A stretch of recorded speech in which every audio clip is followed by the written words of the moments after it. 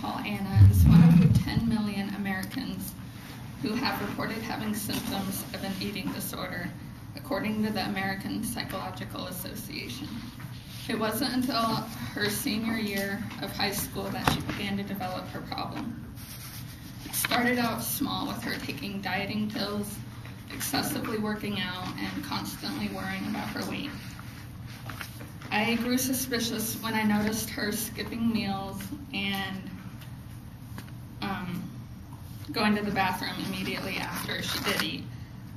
I asked her one day about it because I was worried, and she broke down in tears, admitting that she did have a problem and how she would go days without eating. She would make herself throw up, and she would hide her food in a napkin to make it look like she ate. But she made me promise not to tell anybody, and for the longest time I didn't, not wanting to break her trust.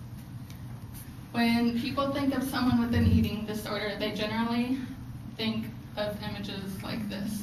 Someone who is obviously very sick and skeletal. Anna, however, did not look like that, and many others who suffer from eating disorder do not always get to that extreme point, but only if it's caught on time. Which is why I want to discuss with you the importance of 1, knowing what an eating disorder is, 2, ways you can identify if someone may have one, and 3, how you can appropriately respond to this person.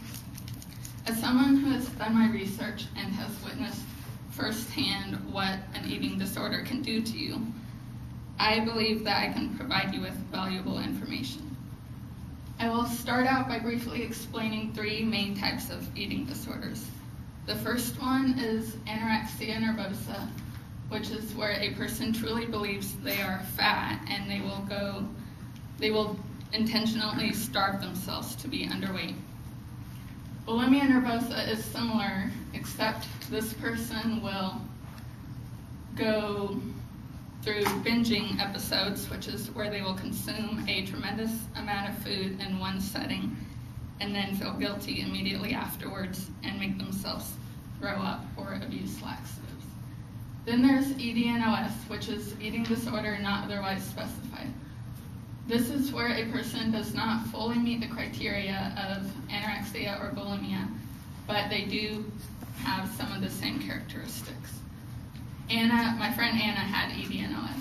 Many believe that EDNOS is not as severe as anorexia or bulimia, but as you can see by my pie chart, out of all 3, it has the highest mortality rate.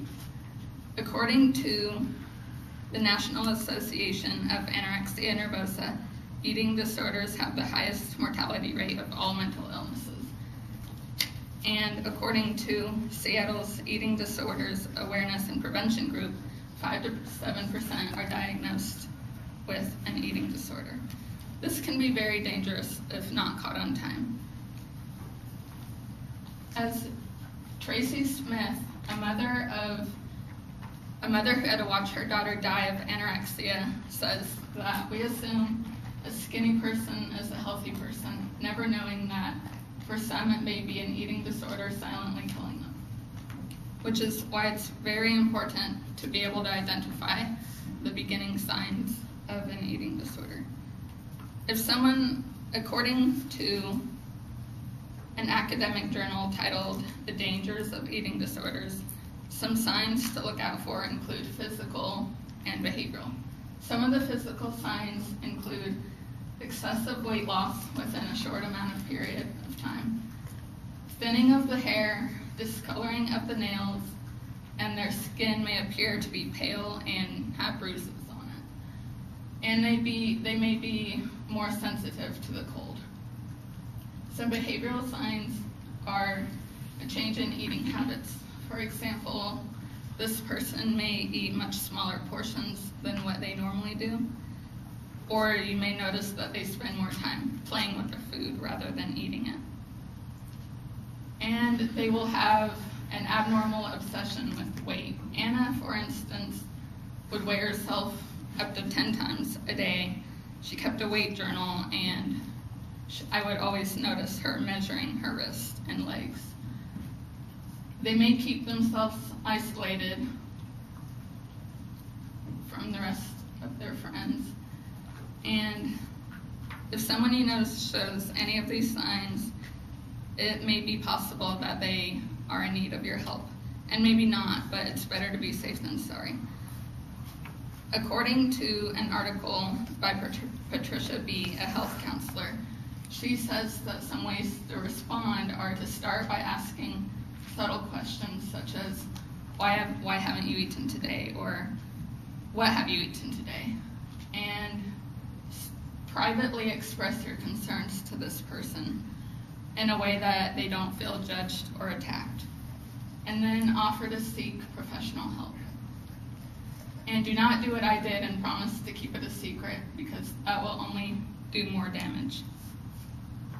After about 1 year, I was finally able to convince Anna to tell her parents, and they were able to get her the help that she needed. So as you have heard today, eating disorders can be very dangerous, but by being able to identify the signs and being able to respond immediately, you could change or save a life. Thank you.